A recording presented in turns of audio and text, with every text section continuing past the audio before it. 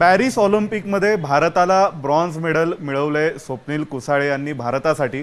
आणि rifle shooting म्हटल्यावरती भारतीय नेमबाजी म्हटल्यावर आपल्याला महाराष्ट्रातील एक नाव कायम डोळ्यासमोर येतं, ते म्हणजे अंजली भागवत यांचं। आपल्यासोबत अंजली भागवत आहेत।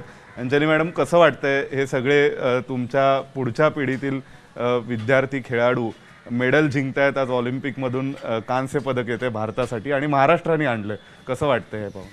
खूपच छान वाटतंय, खूप एक्सायटेड आहोत आम्ही। खूप मोठा आनंद आहे। 72 वर्षांची प्रतीक्षा महाराष्ट्राची संपलेली आहे आणि सगळ्यात महत्त्वाचं म्हणजे आत्तापर्यंत जी 2 कांस्य पदकं आपल्याला आली ती पिस्टलमध्ये आली होती। त्यामुळे आम्ही रायफल शूटर होतो, त्यामुळे आमची खूप अशी उत्कंठा होती की रायफल कॅटेगरीमध्ये आपल्याला कधी मिळणार, आपली ही जी प्रतीक्षा आहे कधी संपणार, आणि ती स्वप्नीलनी संपवली।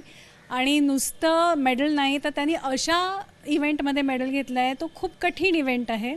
इंडोर इव्हेंट्समध्ये हे खूप कमी चॅलेंजेस असतात, पण त्याचा जो इव्हेंट आहे पॉईंट टू 50 मीटर्स 3 पोझिशन, ज्याच्यामध्ये 3 वेगवेगळ्या पोझिशन्समध्ये आम्हाला शूट करायला लागतं, नीलिंग, स्टँडिंग आणि प्रोन। आणि आउटडोअर असल्यामुळे लाईट इफेक्ट किंवा विंड इफेक्ट जो आमच्या गोळ्यांवर पडतो, ॲम्युनेशनवर पडतो, त्याच्याशी सुद्धा डिसिजन मेकिंग फास्ट घेणं आणि ते शूट करणं हे खूप कठीण असतं।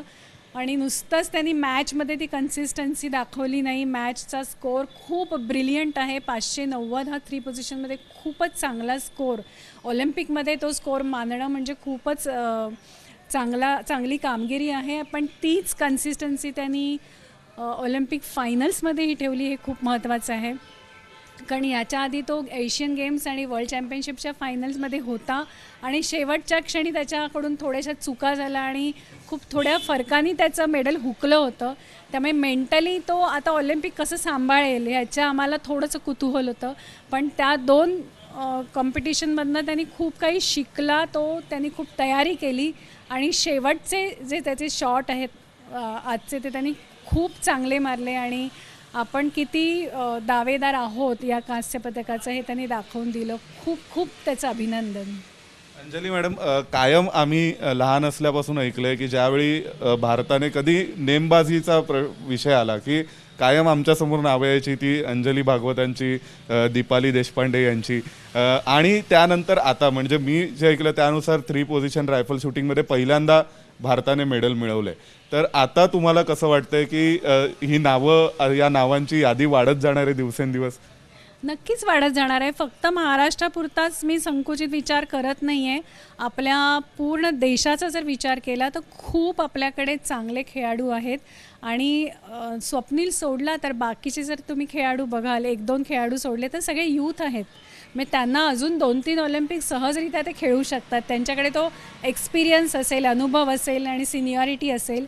आणि त्यांच्या व्यतिरिक्त आपली ज्युनियर जो स्क्वॉड आहे ते इक्वली तेवढाच स्कोर चांगला मारत आहेत। म्हणजे आपल्याकडे टॅलेंटची कधीच कमी नव्हती, फक्त थोडंसं सपोर्ट, थोडासा टेक्निकल सपोर्ट, फायनान्शियल सपोर्ट हवा होता, तो आता प्रामुख्याने मिळतो आहे। आपल्याकडे खूप अद्ययावत चांगली वेपन्स आहेत, आपल्याकडे चांगल्या ॲक्सेसरीज आहेत आणि त्याचा फरक आमच्या स्कोअरवर खूप झाला असं म्हणायला हरकत नाही। पण ही मुलं, आत्ताची जी जनरेशन आहे ती खूप स्मार्ट आहे, ते स्मार्ट वर्क करतात आणि त्याच्यामुळे त्यांना क्विक रिझल्ट्सही मिळतात। त्या सगळं त्यांच्याकडे अवेलेबल आहे। आपल्याकडे आता जे सिनियर शूटर्स आहेत, जसं मी आहे, दीपाली आहे, आम्ही आता कोचिंगमध्ये उतरलेलो आहोत, आमच्याकडे एक्सपिरियन्स आहे आणि नॉलेज आहे, त्याचा फायदा येणाऱ्या पिढीला नक्कीच होतो आहे। पण ती स्वतःसुद्धा मेहनतीवर लक्ष ठेवून आहे, त्याच्यावर विश्वास ठेवतात आणि नुसतंच ऑलिम्पिक नाही तर त्याच्या आधीच्या सगळ्या कॉम्पिटिशन, म्हणजे वर्ल्ड चॅम्पियनशिप, ज्युनियर घ्या, सिनियर घ्या, वर्ल्ड कप्स घ्या, ज्युनियर घ्या, सगळ्यामध्ये आपण खूप चांगली कामगिरी नुसती नाही तर मेडल्सही जिंकलेली आहेत। जे 21 आपले शूटर्स गेले आत्ता ऑलिम्पिकमध्ये आहेत, ते स्वतःच्या बळावर तिथे गेलेले आहेत। त्यांनी स्वतः मेडल्स जिंकलेली आहेत वर्ल्ड चॅम्पियनशिप आणि वर्ल्ड कपमध्ये, आणि त्यांनी कोटा मिळवले किंवा एशियनमध्ये कोणालाही वाईल्ड कार्ड की अशी एंट्री मिळालेली नाही। त्यामुळे ते सगळे चांगल्या परफॉर्मन्स देऊन आपल्या स्वबळावर ते तिथे पोहोचलेले आहेत। त्यामुळे सगळ्यांकडनं चांगल्या परफॉर्मन्सची अपेक्षा आहेच। पण इथे सुद्धा जेव्हा आमचे ऑलिम्पिक ट्रायल्स झाले तेव्हा ते इतके म्हणजे कट टू कट होते, कॉम्पिटिटिव्ह होते की कोण जाईल याचं आपल्यालाच म्हणजे आम्हाला यापूर्वी चायनीज टीमबद्दल तसं वाटायचं की अरे चायनाकडनं नक्की कोण येणार आहे. गेल्या वर्षी हा वर्ल्ड कप जिंकला, त्याच्यानंतर दुसरा चायनीज वर्ल्ड कप जिंकला, मग ते नक्की कोणाला पाठवणार. तर ती परिस्थिती आता भारतामध्ये आहे, कारण भारतामध्ये पहिले 10 खेळाडू एकाच लेवलचे टॅलेंटेड एकच स्कोर मारणारे आहेत. त्यामुळे ह्या ज्या ऑलिम्पिक ट्रायल्स आपण ऑलिम्पिकच्या आधी ठेवल्या मेमध्ये, त्या खूप महत्त्वाच्या होत्या. जो करंट परफॉर्मन्स देऊ शकतो, करंट फॉर्ममध्ये आहे, त्याला आपण ऑलिम्पिकमध्ये पाठवलं. त्यामुळे हे सगळं ऑर्गनाईजरित्या झालेलं आहे. या ऑर्गनाईज प्लॅनिंगचा आणि गव्हर्मेंट स्कीमचा म्हणा, हा सगळा आपल्या आत्ताच्या पिढीला खूप फायदा होतो आहे. त्यामुळे येणारं आपलं जे भविष्य आहे ते खरंच खूप ब्राईट आहे. मॅडम, आम्ही ऐकलंय की तो तुमचा संघर्ष त्यावेळेसचा जो होता की हातात विटा घेऊन उभं राहायचं, रायफलच्या वेट चं धरण्याची प्रॅक्टिस व्हावी म्हणून, तिथून सुरू झालेला संघर्ष जो खेळाडूंचा होता तो आता कुठेतरी कमी झाला आहे असं वाटतंय तुम्हाला? अजून त्यात सुधारणा अपेक्षित आहे? नाही, कमी नाही झालं आहे, संपलाच आहे असं म्हणायला हरकत नाही. कारण आता एवढा सपोर्ट आहे आपल्याकडे. एक तर पहिल्यांदाच सोसायटीमध्ये, आपल्या समाजामध्ये स्पोर्ट्स अवेअरनेस वाढलेला आहे. एक पॅरेंटची जनरेशन बदललेली आहे आणि ह्या पॅरेंट जनरेशनला स्पोर्ट्सचं महत्त्व कळतं. त्यांना हवं आहे की आपला मुलगा किंवा मुलगी अभ्यासाव्यतिरिक्त त्यांनी काहीतरी करावं, आणि ज्यांनी खेळ हा आपलं करिअर म्हणून निवडलं आहे त्यांनाही त्यांचे पेरेंट्स खूप सपोर्ट करत आहेत. हे खूप खूप महत्त्वाची गोष्ट आहे. त्याच्यानंतर खूप शाळा कॉलेजेसमध्ये टाईम कन्सेशनचा किंवा सपोर्ट जो मिळतो तो खूप महत्त्वाचा आहे. जिकडे एम्प्लॉयमेंट अपॉर्च्युनिटीज वाढलेल्या आहेत, जसं मिलिटरी, पॅरामिलिटरी म्हणा, रेल्वेज म्हणा, एअर इंडिया म्हणा, सगळीकडे तुम्हाला स्पोर्ट्स कोटामध्ये जॉब्स अवेलेबल असल्यामुळे फायनान्शियल सिक्युरिटी आलेली आहे. प्रायव्हेट ट्रस्ट आहेत जे चांगल्या खेळाडूंना अडॉप्ट करतात आणि त्यांना प्रोफेशनल ट्रेनिंग देतात, त्यांना काही कमी पडू देत नाहीत. आणि त्याच्यानंतर गव्हर्मेंट स्कीम जी आहे, जी टॉप स्कीम आहे टार्गेट ऑलिम्पिक पोडियम, त्याची मी स्वतः सदस्य आहे. त्यामुळे किती बजेट आम्ही सँक्शन केलं, ॲथलीट्सना किती आम्ही काय काय सपोर्ट केला, हा सगळा मला माहिती आहे. आम्ही कुठल्याही, नुसतं शूटर्सच नाही तर कुठल्याही ॲथलीटला आम्ही काहीही कमी पडू दिलं नाही. तुम्हाला फॉरेन एक्सपोजर पाहिजे, कोच हवा आहे, कुठलं नवीन साहित्य हवं आहे, जे काय त्यांनी मागितलं ते सगळं आम्ही पुरवलं आणि या चांगल्या बजेटमुळेच आपल्याला हे रिझल्ट मिळत आहे. मॅडम, अजून एक दुसरं विचारावं असं वाटतं ते असं की तुमच्या सगळ्यांचा जो नेमबाजीचा प्रवास होता तो सुरू झाला NCC मधून. म्हणजे कॉलेजची NCC आणि NCC मध्ये जे काही थोडंफार रायफल शूटिंग आपण करतो तिथून मग कधीतरी ऑलिम्पिक, मग तिथे फायनलिस्ट व्हाल, मग इतकी प्रसिद्धी, आणि त्यानंतर मग आता प्रशिक्षक व्हाल आणि तुमचे विद्यार्थी मेडल आणतील. हा सगळं असंच तेव्हा वाटलं होतं का कधी तुम्हाला असं घडेल म्हणून सगळं? नाही, तेव्हा ते शक्यच नव्हतं स्वप्न बघणं, कारण आपल्याकडे काहीच नव्हतं. म्हणजे आम्हाला लोक वेडी म्हणायचे की 10 वर्ष तुम्ही तेच कसं काय करू शकता. 10 वर्षांनी आम्हाला सगळ्या फॅसिलिटीज यायला हळूहळू सुरू झालं आणि जवळजवळ 20 वर्षानंतर मी पहिल्या ऑलिम्पिकला जाऊ शकले. म्हणजे अशा परिस्थितीत आपण ही लेवल कधीतरी गाठू असं आम्हाला स्वप्न पडणं खूप कठीण होतं.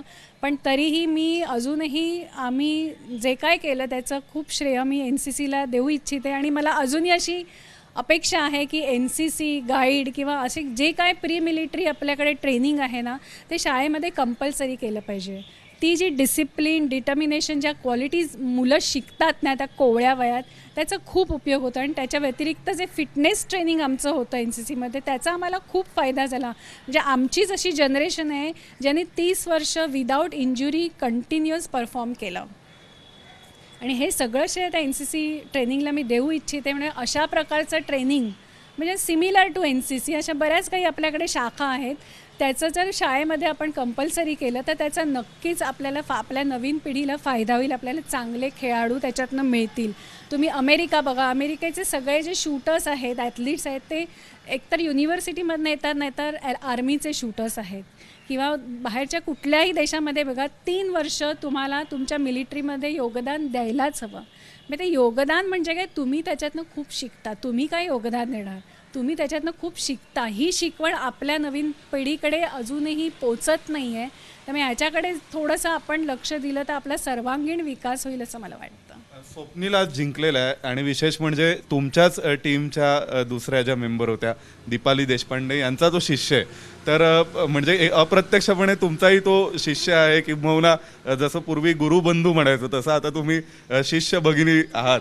तर तुमच्या भावना नेमक्या काय आहेत स्वप्नीलचं यश पाहिल्यानं? खूपच आनंद आहे. स्वप्नील पुण्यालाच प्रॅक्टिस करतो. म्हणजे मी सुद्धा पुण्याचीच आहे आता, त्यामुळे मी डोळ्यासमोर बघितलं त्यांनी कशी ट्रेनिंग केली आहे, किती हार्डवर्क केलं आहे. आणि दीपा म्हणजे आम्ही फॅमिलीपेक्षा आम्ही जास्त क्लोज आहोत असं म्हणायला हरकत नाही. आम्ही खूप वर्ष एकत्र आहोत आणि दीपानी पण खूप मेहनत घेतली आहे.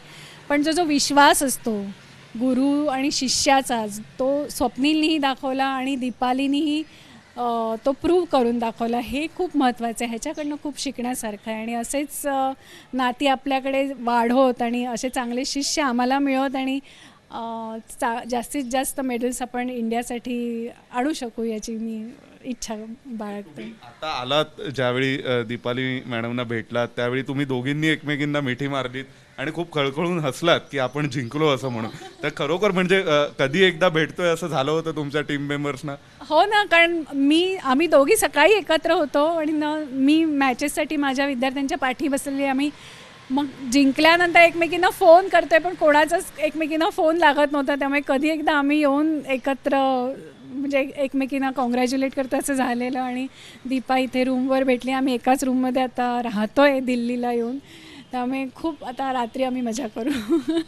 स्वप्नीलचे बाबा असं म्हणाले की दीपाली ही केवळ त्याची प्रशिक्षक किंवा कोच नाही आहे, ती त्याची आई आहे. आणि हे तुमचं कल्चर जे तुम्ही विकसित केलं ते आता कुठेतरी म्हणजे बाम सर आणि तुमची टीम आणि मग आता पुढच्या टीममध्ये पण झिरपते.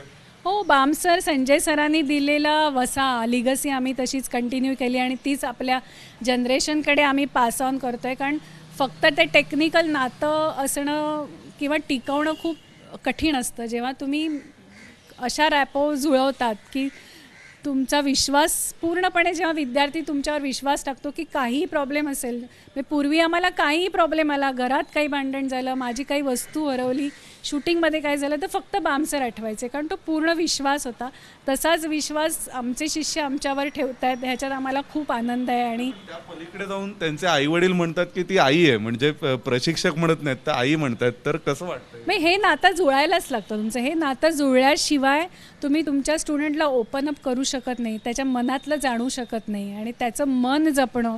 शेवटी तो एक माणूस आहे, तो माणूस तिथे परफॉर्म करताना काय विचार करू शकतो, प्रेशर कसं हँडल करू शकतो, म्हणजे ॲज अ ह्युमन बिईंग त्याला कसं मी सांभाळू शकते तिकडे, हे फार महत्त्वाचं असतं. कारण ॲट द एंड जेव्हा तो ऑलिम्पिकपर्यंत पोहोचतो टेक्निकली तो सुपिरियर असतो, त्याच्यात पुढे आम्ही त्याला काही गाईड करू शकत नाही. पण त्याला त्या ठिकाणी टिकवणं खूप महत्त्वाचं असतं आणि ते मेंटली टिकवणं महत्त्वाचं असतं. तेव्हा ते नातं खूप महत्त्वाचं असतं. स्वप्नील अजून एक ऑलिम्पिक खेळेल, अजून एक दोन, किती ऑलिम्पिक अजून खेळेल, किती मेडल आणू शकेल, काय वाटतं? आत्ताच आपण बघितलं की 51 वर्षाच्या कोरियननी ऑलिम्पिक सिल्वर जिंकलं. त्यामुळे age is no bar in shooting. म्हणजे आमच्यामध्ये वयाला काही मर्यादा नाही. जोपर्यंत तुम्ही मनाने कणखर असाल आणि फिजिकल फिटनेस तुम्ही सांभाळाल तर तुम्ही वयाला बंधनच नाही. 55-60 वर्षापर्यंत पण खेळू शकता. म्हणजे स्वप्नील पुढे अजून खूप आहे मार्ग मोकळा. आपल्या सोबत होत्या अंजली भागवत, ज्यांनी म्हटलंय की स्वप्नील हा केवळ या मेडलवर थांबेल असं नाही, तो अजून भरपूर खेळेलही आणि या सगळ्यांच्या शुभेच्छा त्याच्यासोबत आहेतच. व्हिडिओ जर्नलिस्ट प्रशांत कुमारसह सोमेश खोलगे, एबीपी माझा, नवी दिल्ली.